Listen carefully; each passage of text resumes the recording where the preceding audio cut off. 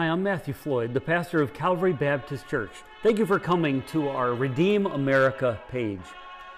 My church and I, we're praying that God will redeem America one soul at a time. And I pray that God will use our church here in South Florida to reach not only South Florida, but spread out throughout the country and around the world. I want you to come back often to our Redeem America page as I'm going to present reasons that God has used America in such tremendous ways. Not only are we the greatest example of freedom in the world today, but we are also the greatest beacon of the gospel that the world has known in the last 200 years for sure, since we've existed. God has used us in a tremendous way. Why is this? Why has God used us in such a tremendous way? Why have we been able to impact the world spiritually? Well, let's go on a journey together and explore what really made America great. We will see things like, what did George Washington really think about the Bible, God, and Jesus Christ more specifically? And who did John Adams say that had the biggest influence on the founding of the nation? That will interest you. And then our third president, Thomas Jefferson, did he really cut miracles out of the Bible because he didn't believe that they were true? Well, we're going to look at some of those things, and you might be surprised at the answers of some of those. People try to use different things with these founding fathers to say that they were just deists, that they didn't believe in Jesus Christ. But we're going to look into that. And so over the next many episodes, we're going to look at those things. We're going to look at other things.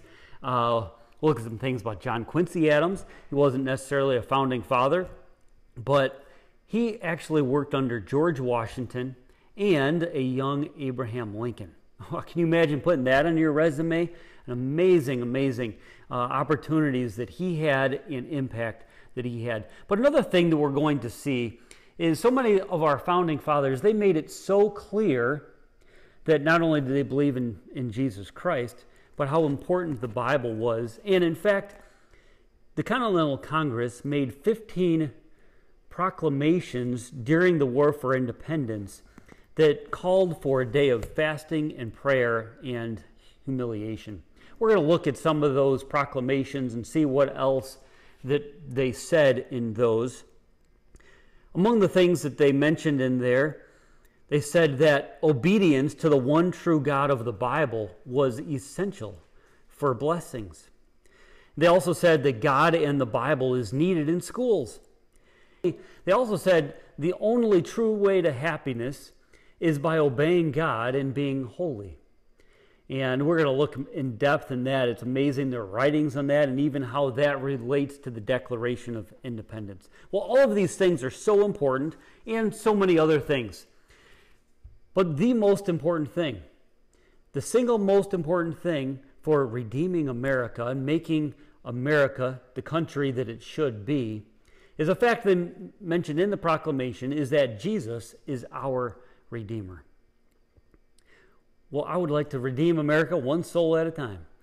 And Jesus would like that. How about you? Let's start with you. Do you know for sure if you were to die today that you would go to heaven? That's where we can start. See, you can know for sure that you're going to heaven. See, Jesus died on the cross in your place and in my place so that we don't have to spend an eternity in hell. See, let this wallet represent our sin and this hand represent all of us. See, the problem is we have sin. We have sin and come short of the glory of God. If we die with that sin on us, we're going to spend an eternity in hell forever because the payment of that sin, the wages of sin is death. It's not doing good works. It's not going to church. It's not getting baptized. It's death. But God doesn't want us to spend an eternity in hell. He loved us so much. Jesus, let this hand reverently represent Jesus. He came to this earth. He lived a perfect life. He never sinned. But he came to die in our place. Remember that payment was death? So that's what Jesus did. He died in your place and my place. So he hung on that cross. He shed his blood. He died, was buried, and the third day rose again. So in Ephesians 2:8-9, it says, "For by grace are you saved through faith, and that not of yourselves. It's the gift of God, not of works, lest any man should boast." See, we can't work our way to heaven. It's not of ourselves. It's a gift.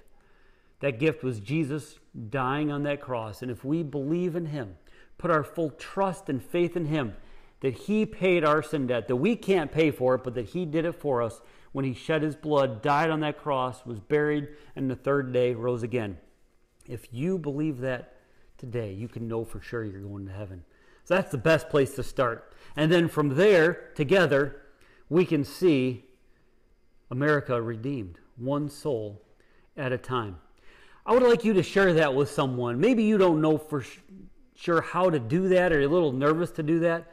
Well, invite them to watch this video and encourage them to do that.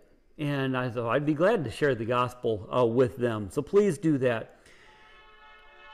In the coming weeks, as we go through different things in our founding, we're going to look at some things in our founding. We're going to see how our founding fathers used the Bible and believed the Bible.